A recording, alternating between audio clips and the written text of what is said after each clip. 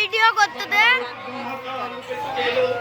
এই তমকা বাতাস সেই বাতাসে খবর শুনাই নাই সাথে সাথে আমার শব্দগুলো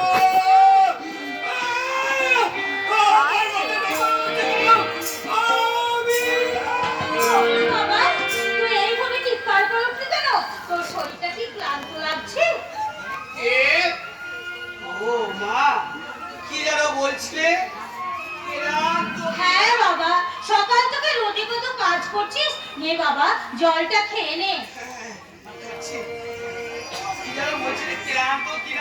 ওটাই তো পারি, মানুষেরই তো শরীর। ক্লান্ত হবে কেন না? সোনার বাংলা বিশাল আমি তাদের শক্ত দুটো হাত দিয়ে চাষ করা পেশা, সেই ক্লান্ত হবে কেন না? কেন হবে না? তুই তো মানুষ, মানুষের তো শরীর বাবা। সেই জন্যই তো আমি তোমার মতো আমি ভালোবেসেছিলাম। হ্যাঁ রে বাবা, তুই কি বলতে চাইছিস? এই মানুষজন তোকে চাষিরা মানুষ বলে বিশ্বাস করে না? কেন করবি না বাবা? বলি তুই তো শুধু মানুষ না বাবা, কেন তোকে তারা বিশ্বাস করবে না? যে মানুষের অস্থি মজ্জার উপরে তাদের গড়ে উঠেছে সাত মহলা ইমারত, সেই ইমারতে বসে আমাদের মতো চাষিদের কিছু ইংরেজি গালিগালিতে 100 মানুষ করুক না। একদিন এই কালে বিবর্তনে তাদের ভুল একদিন ভাববেই। সেই আমাদের মুখ বেরিয়েছি মা, আমি বিশ্বাস করি না হাজার ঠেকি করলেও ঘরে এসে পড়বে। পাখিরা সারাদিন এখানে ঘরে উঠলেও কোথায় আপন বাসায় ফিরবে। কিন্তু আমার গৌরব, আমার সৌরভ এখনো বাড়ি ফিরছে না কেন? কেন সৌরভ বাড়ি ফিরছে না? কি বলছিস গৌরব? আমাদের সব চেষ্টা বিফল হয়েছে। শয়তান ধর্মদাস চৌধুরী বুঝতে পেরেছে আমরা যখন সুযোগ কাজে উদ্ধার করতে পেরেছি, তাই কোর্টে প্রতিমা সত্য সাক্ষী দেবে। তাই শয়তান ধর্মদাস চৌধুরী মেসার আগের থেকে জামিন করিয়ে দিয়েছে। ভালোই তো হয়েছে, এবার ভয় ছেড়ে ভারী ফিরে ভাই মা বলতেন না সে আসবে না। তারা যদি আসতো তাহলে মেজদা থানা থেকে সোজা বাড়ি না এসে ওই চৌধুরী ভিলায় উঠতো না। কি বলছিস তুই?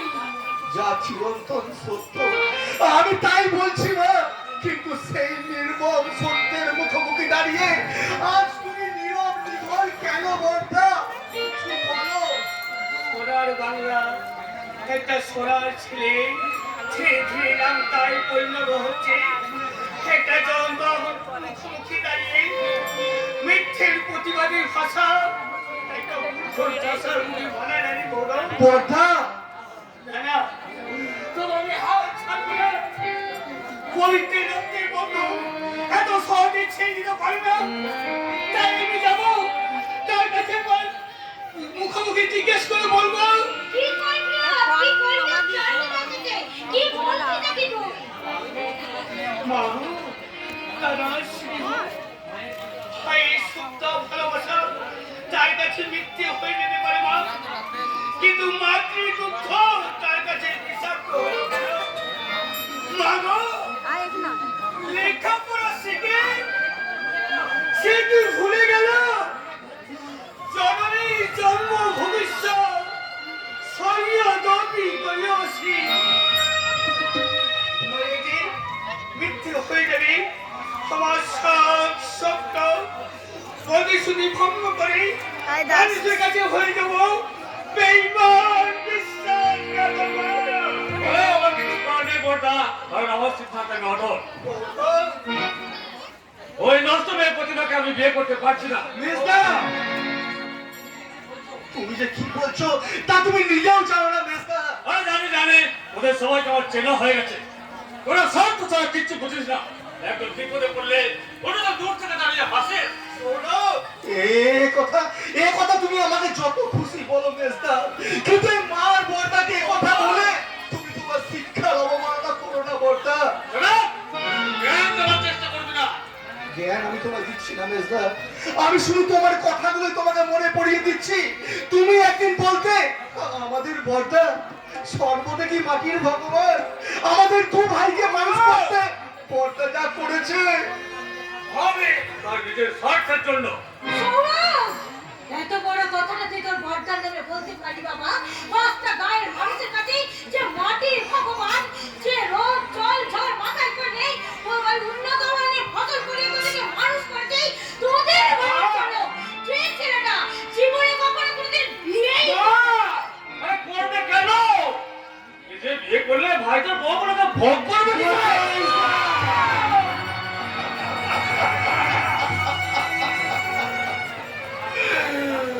এই সত্যিকারে মারলো। ভাই বলে রক্তের বন্ধন তো হয়নি, আর তুমি একদিন আপনার ভাই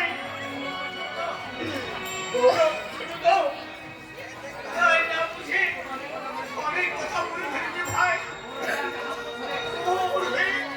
আমি তুমি হাত ধরে ক্ষমা চাইছি ভাই, ক্ষমা চাইছি। একদিন করে না, অসহ্য লাগে। সৌরভ, গালগুলো তুই তো আমার মতো ধুলো কাটা মাথা গরিব চাষা রোজ ভাই, তুই ধনী অন্য লোকে থাকা লেখাপড়া শিক্ষিত ছেলে, দুদিন পরে হয়তো অফিসার হবে, তখন হয়তো আমার তুই পায়ের নিচে বসে ভিক্ষা চাইবো।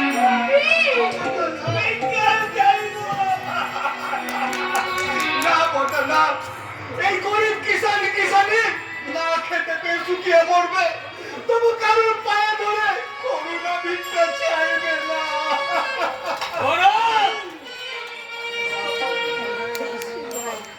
সৌরভ, সৌরভ, তোর কাছে আমি জোর হাত করে অনুরোধ করছি বাবা, ওই বড় লোকেদের ছলনাই ভুলে এই মাটি মায়ের দাদাকে অবজ্ঞা করে অপমান করে মিথ্যে বদনাম দিয়ে এই জন্মভূমি ভিটে ছেড়ে তুই চলে যাস না বাবা, তুই এই বাড়ি ছেড়ে চলে যাস না বাবা, চলে যাস না।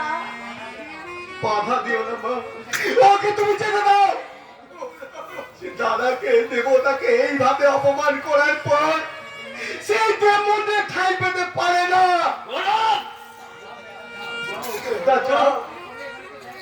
এরপর ওইখানে দাঁড়িয়ে থাকতে তোদের লজ্জা করছে না? লজ্জা করছে না, কারণ এই বাড়িতে আমার সবার অধিকার আছে। আর সেই অধিকারের জন্যই আমি তোমাকে এই বাড়িতে দাঁড়িয়ে স্পষ্ট কথাই বলে যাচ্ছি। শোনো বোনটা, ঘরে ঘরে প্রতিশ্রুতি রক্ষা দায় আমাদের, তাই তোমার মনোনীত এই বাড়ির ভাবি পুত্রবধূ প্রতিমাকে আমি বিয়ে করতে পারবো না। ওই প্রতিমা নয়, আগামী পরশু ওই ধর্মরাজ চৌধুরী বর্ষিনা, ওই টিনাকে আমি বিয়ে করতে চলেছি। পারলে যেও। বাউল বাবা আজকে হলো সাথী, সাত মহলা স্বপ্ন পুরি নিভিল হাজার বাউল বাবা আজকে হলো সাথী, সাত মহলা স্বপ্ন পুরি নিভিল হাজার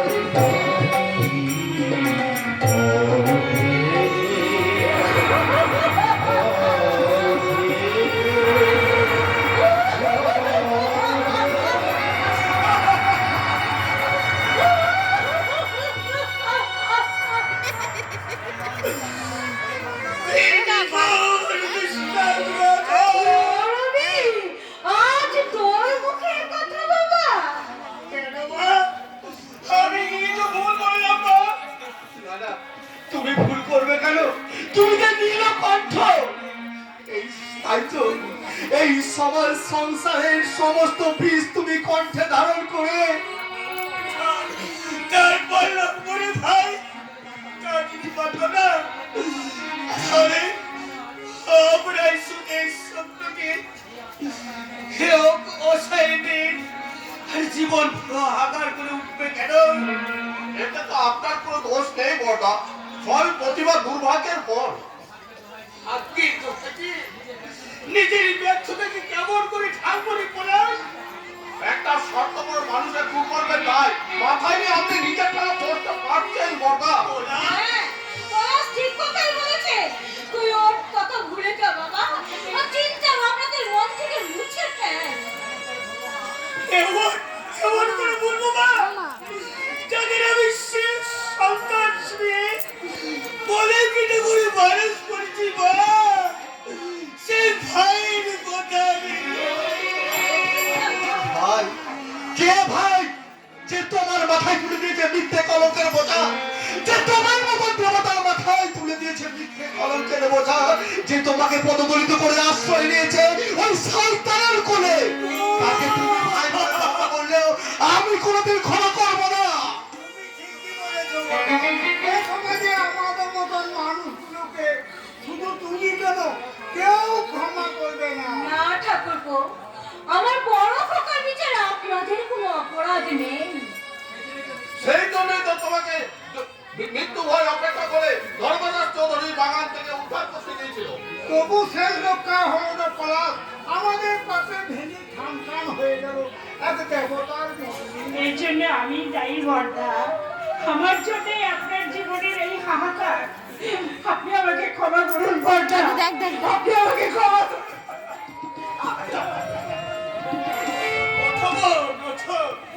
ক্ষমা তোমরা চাইবে কেন? ক্ষমা তো চাইবো আমি। প্রতিশ্রুতির ভঙ্গের অপরাধে প্রতিশ্রুতি? আমি যে কথা দিয়েছিলাম প্রতিমা হবে এই বাড়ির বউ, ভুলে যান বর্দা, ভুলে যান। যা ক্ষমার নয় তা মনের মধ্যে পুষে রেখে কি লাভ বর্দা? হ্যাঁ বর্দা, তো ওই সব স্মৃতি তুমি মন থেকে মুছে ফেলে তুমি আগের মতন চাষের কাজে মন দাও। আপনি কি জানেন নতুন ভিডিও এসে চাষের উন্নতির জন্য চাষিদের নিয়ে মিটিং করতে চেয়েছেন? আমিও শুনেছি বাবা, নতুন দিনের সাহেব নাকি তোমার মতন কৃষক প্রতি মাঝে মাঝে সোনার ফসল। এবারও বলেছে দাদা, সেই মা লক্ষ্মী ঘরে এসে ঘর আলোয় ভরে দেবে মা। নবীন, সেই মা লক্ষ্মীকে বরণ করে সেই লক্ষ্মী প্রতিভা ওই ছি ছি লজ্জায় মুখ লুকাচ্ছে। গায়ে এখানে চাপছিস আর আমি কেমন করে বসতে তার বলছি না লজ্জার হাত থেকে মুক্তি দেব? হ্যাঁ হ্যাঁ গৌরব, কি আমার তুই তো পারবি হে ও শয়তানটাকে এটা পথের সন্ধান দিতে। তোমার মতো রামচন্দ্রের ভাই লক্ষণ আমি, তাই তোমায় কোনো পথের সন্ধান দিতে পারবো কিনা জানি না, কিন্তু তোমার জন্য আমি শুধু স্বর্গে নয় নরকে যেতে রাজি। নরকে নয় ভাই, নরকে নয়, তুমি স্বর্গের পথের সন্ধান দেব। তুই শুধু আমার এই কথা দেবে ভাই, কথার মর্যাদা রাখতে আমি প্রচলিত অগ্নিকুণ্ডে প্রবেশ করতে পারবো। সর্বোচ্চ পর্বত শৃঙ্গ থেকে মহাসমুদ্রে ঝাঁপ দিতে আমি কুণ্ঠাবোধ করবো না। আমার এই তুচ্ছ জীবন দান করেও জীবন দান নয়, নতুন ভাবে জীবন শুরু করে এই সংসারে মা লক্ষ্মীকে আসলটা পূর্ণ করে ভাই তুই প্রতিভাকে বিয়ে করে বর্দা,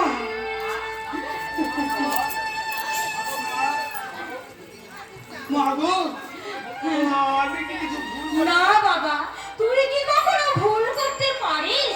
তুই তো শুধু মূর্খ চাষি নয়, তুই তো মাটি মাখা মায়ের কোলে মাটির ভগবান। না না মা, আমি ভগবান হতে চাই না, আমি মাটির মায়ের অপত্য সন্তান। তাই তাই তোদের দুজনের কাছে করজনে আমি জানতে চাই তোরা বল তোদের এই বিষয়ে মতামতটা কি? দেবতার আদেশের ওপর আমার কিছু বলার নেই বর্দা। প্রতিমা এতখানি যে সৌভাগ্য যে হবে তা আমি বুঝতেই পারিনি বর্দা। তাছাড়া আমার মায়ের স্বপ্ন তোমার আগে পূর্ণ হলো বাবা। তাহলে এই শুভ কাজে দেরি কেন? সকলের স্বপ্ন পূর্ণ করতে আগামী সোমবারে হবে কৌরব